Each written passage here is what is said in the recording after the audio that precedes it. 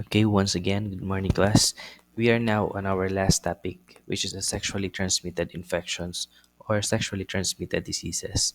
So, STIs are infections that can be transmitted through sexual activity. They may be caused by bacteria, virus, fungus, or other organisms. Some are curable while some are not. And if left untreated, STIs can cause pain, sickness, infertility, birth defects, and sometimes death. You can have more than one STI at a time, and you can get the same STI more than once. So, one half of the STIs diagnosed annually in the US occur among people under 25 years old. While each year in the US, there are 19 million new cases, and approximately 3 million teenagers are infected with STIs each year. Most of the prevalence that are going to discuss per STIs are coming from US.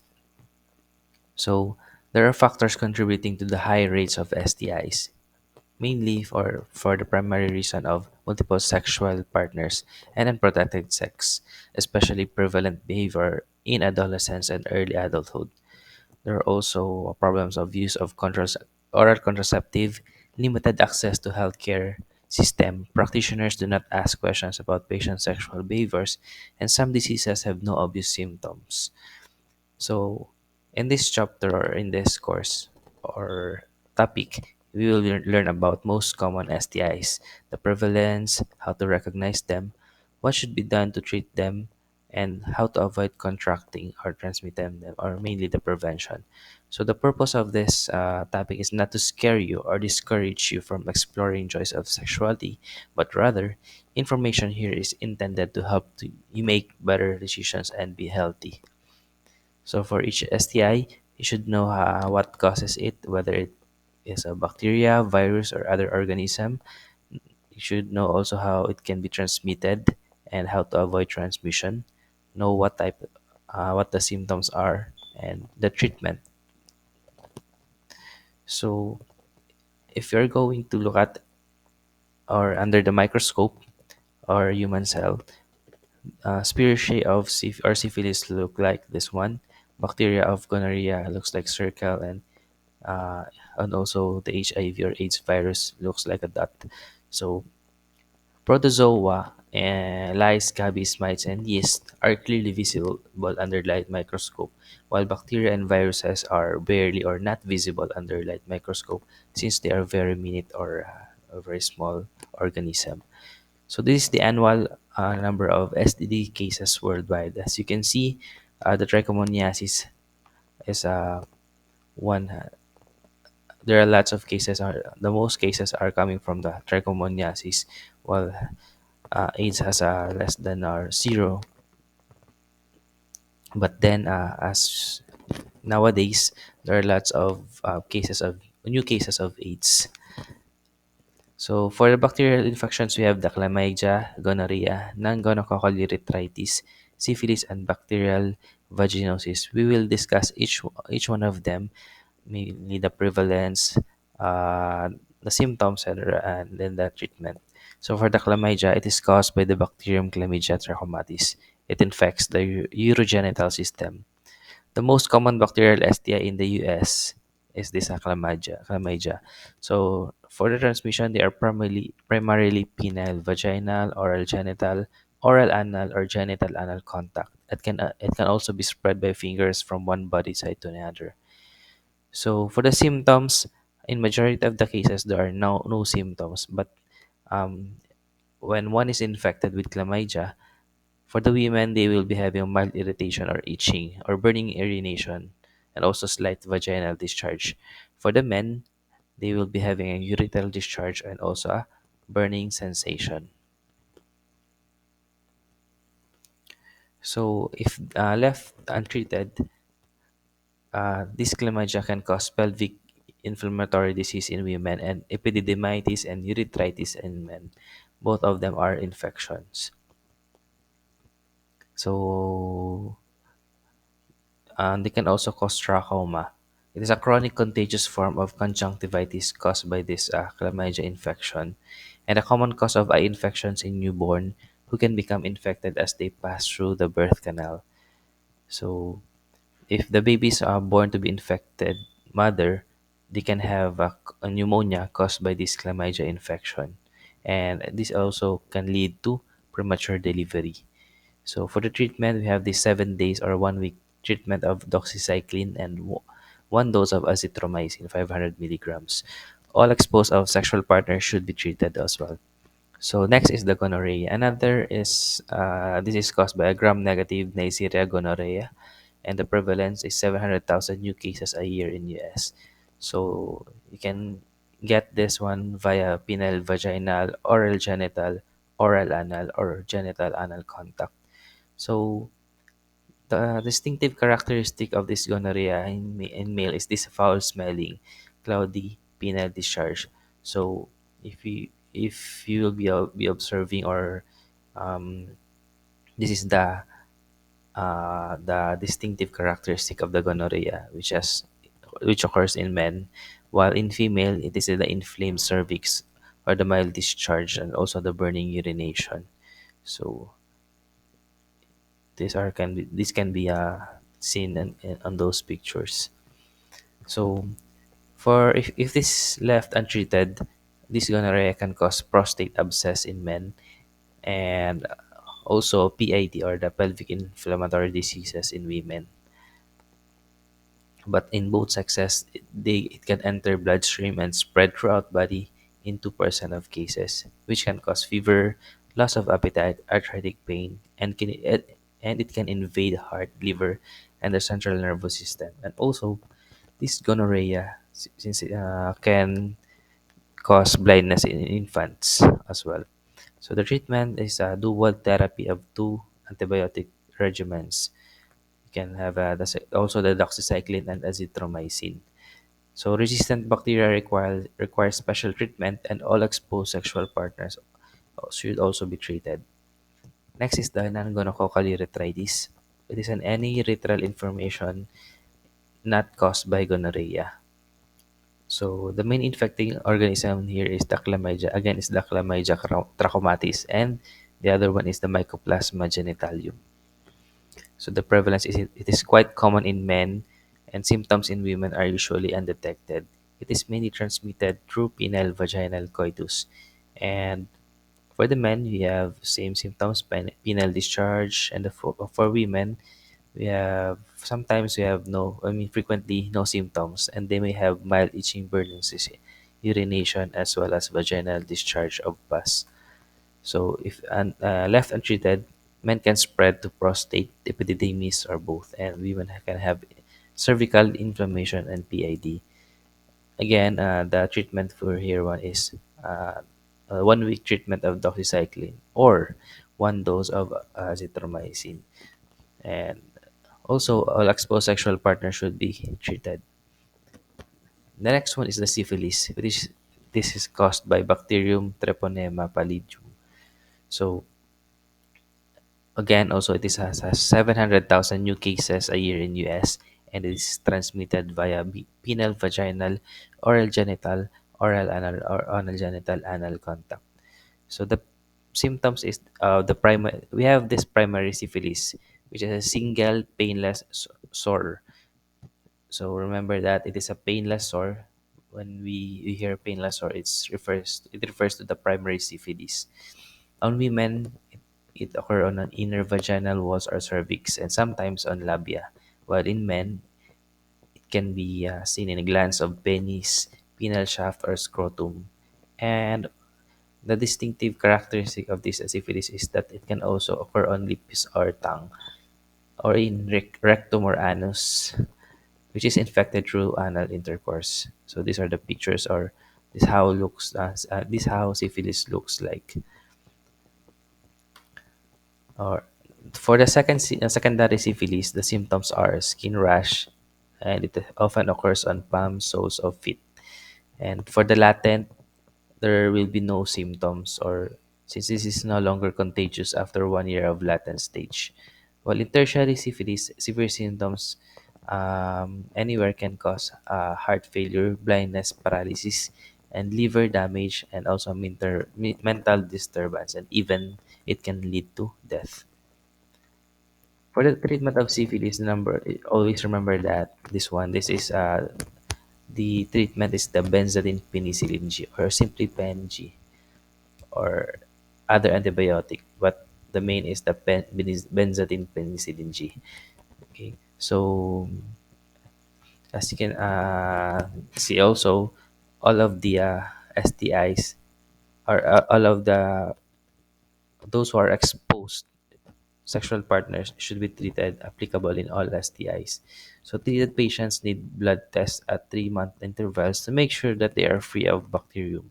And to prevent birth defects or even death of the fetus, it is recommended that all pregnant women are tested for syphilis at first prenatal visit. Let's now proceed. After we've discussed the bacterial infections, let's now proceed to the viral infections. Under viral infections, we have the herpes simplex virus, HPV or the human papilloma virus, hepatitis, which we have three types: the HAV, HBV, and HCV, and also the HIV or the human immune deficiency virus. So first is the herpes.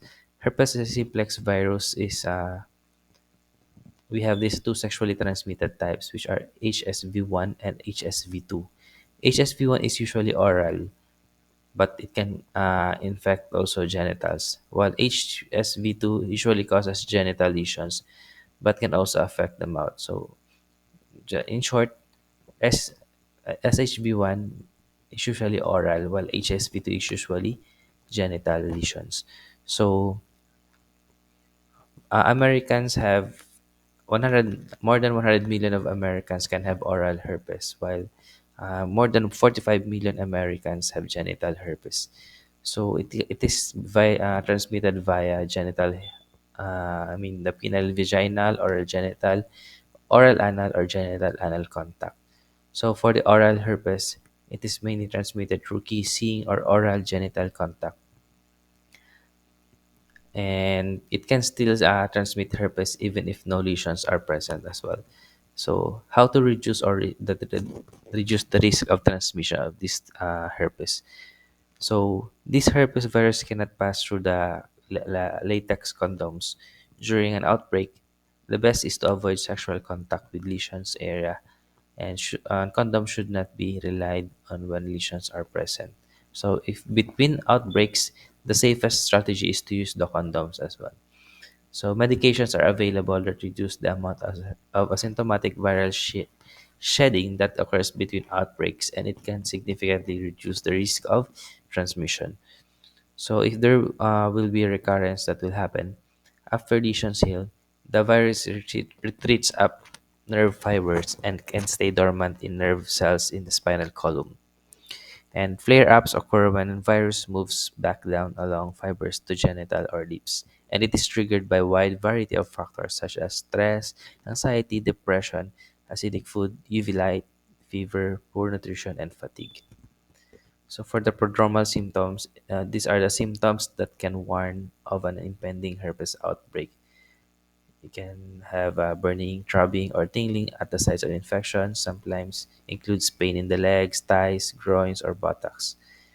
And viral shedding is more common during these prodromal symptoms rather than, than beforehand, and it is best to avoid contact with the with infected area from the first sign of prodromal symptoms until sores have healed.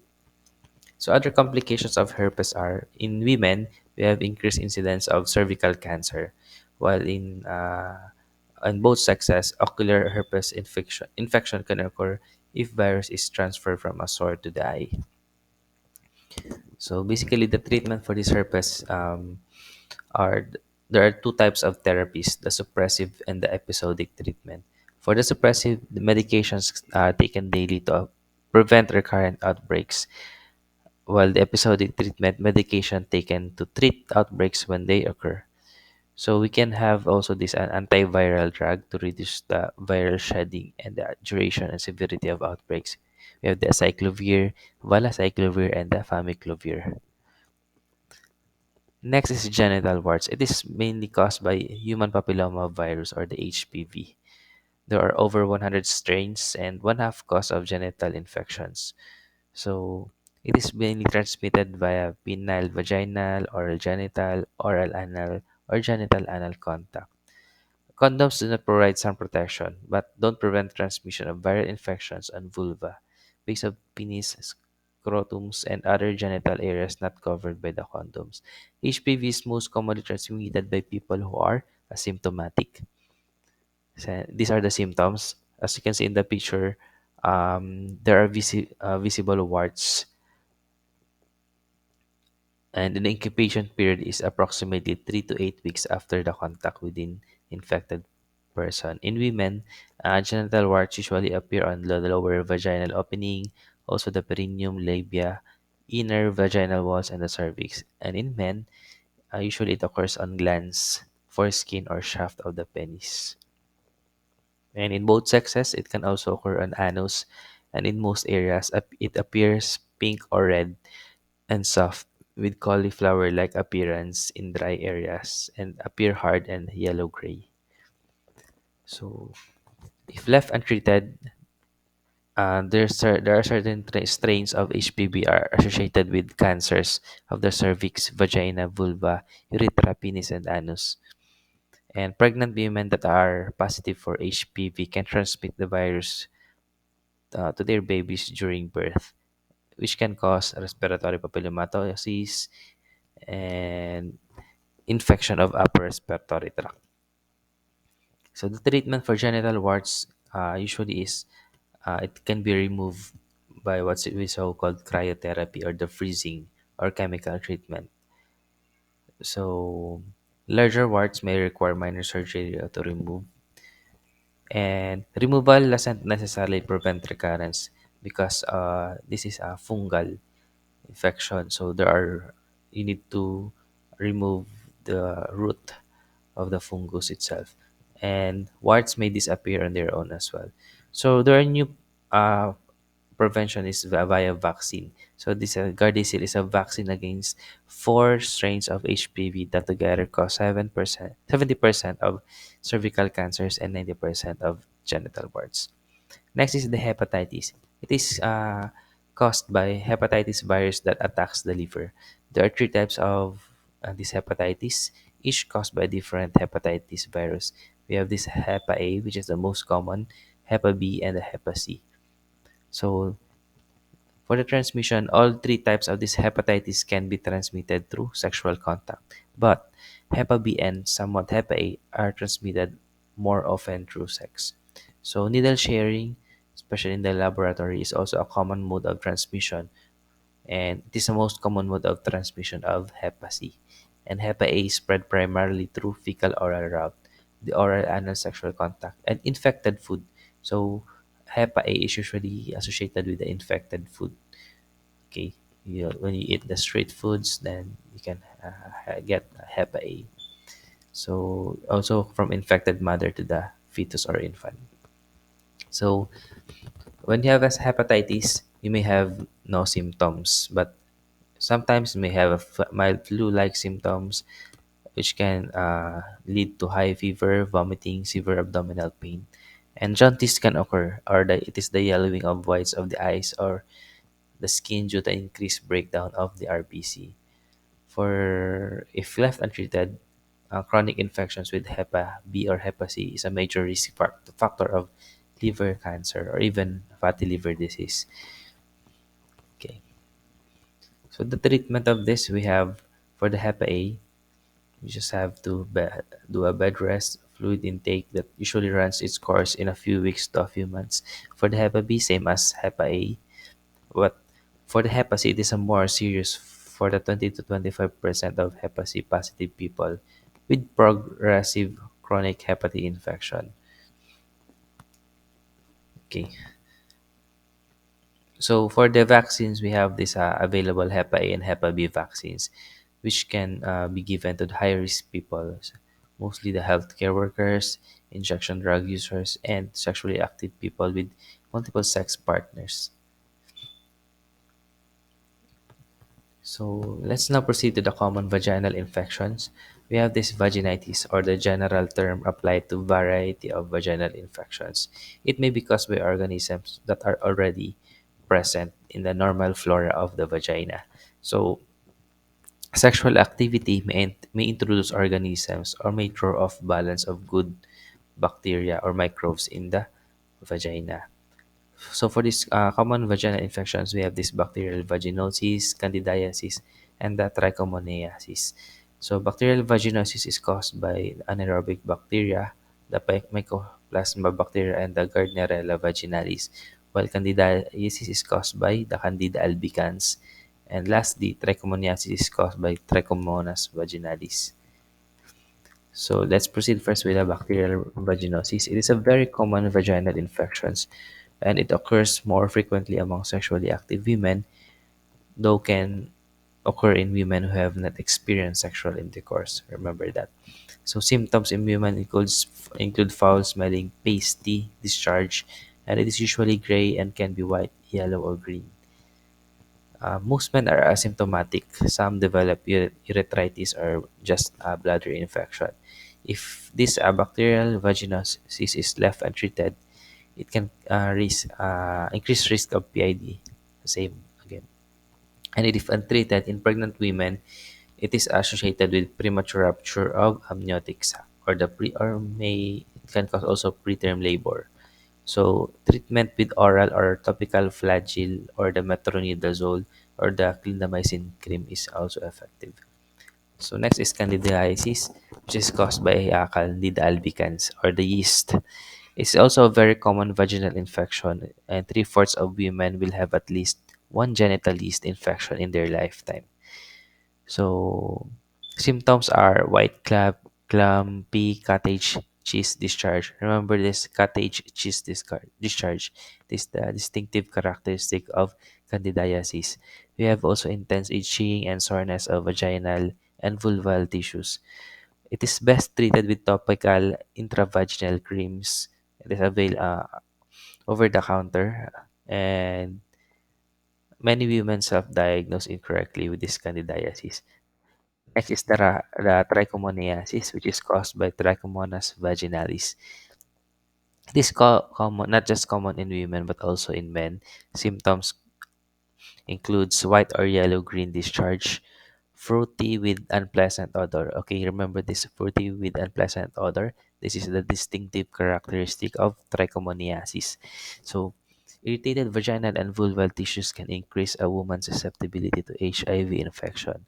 If left untreated, it can damage cervical cells and may lead to cervical cancers. In pregnant women, it can lead also to PROM and preterm delivery. So in men, usually they have no symptoms or asymptomatic, but have frequent or painful urination or slight urethral discharge. The best treatment for this is metronidazole. Okay, 3 times a day for 1 week. So we have also these ectoparasitic infections, which includes the most common are the pubic lice and the scabies. These ectoparasites are parasitic organisms that live on the outer skin surfaces. First is the pubic lice, or we also known as crabs. It is caused by biting louse called Tirius pubis. So more prevalent among 15 to 25 years old single people or single, and it is often associated with presence of other STIs. So it is mainly transmitted during sexual contact when two people bring their pubic areas together.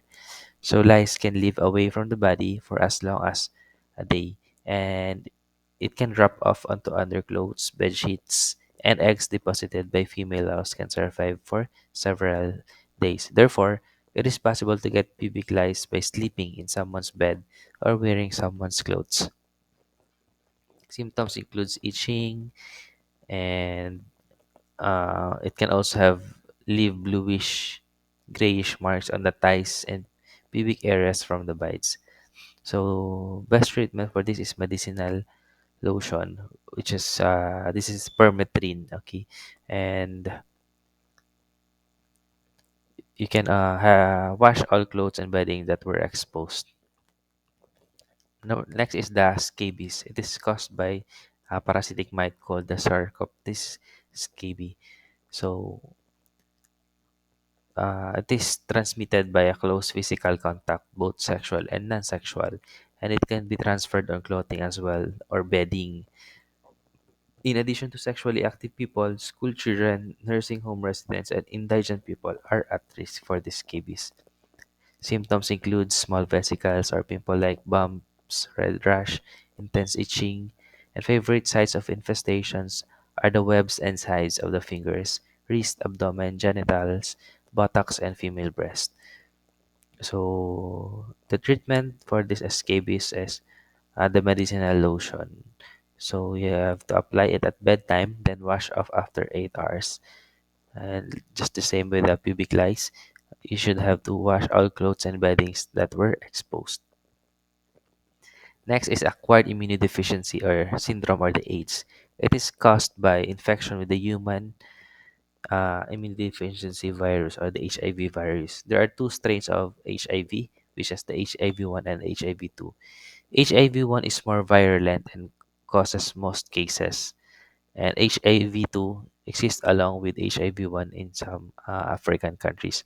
So, research indicates that HIV originates from a subspecies of chimpanzees that reside in Central Southwest Africa, and HIV evolved from SIV sometime around 1931 but likely remained confined to a small isolated population. Okay, so what is HIV and AIDS? HIV is a retrovirus that targets and destroys helper T cells, or known as the T4 or CD4 cells. These T cells play an important role in the immune system. Therefore, HIV infection leaves the body vulnerable to a variety of opportunistic infections and cancers. So, how does HIV becomes AIDS? So, it becomes AIDS when HIV is present and T4 cell count is less than 200 cells per microliter of blood. So that's how HIV becomes AIDS. So for the prevalence, just read this one. There are more than 1 million cases reported. That is on January 2006. So this is the HIV or AIDS prevalence in the US.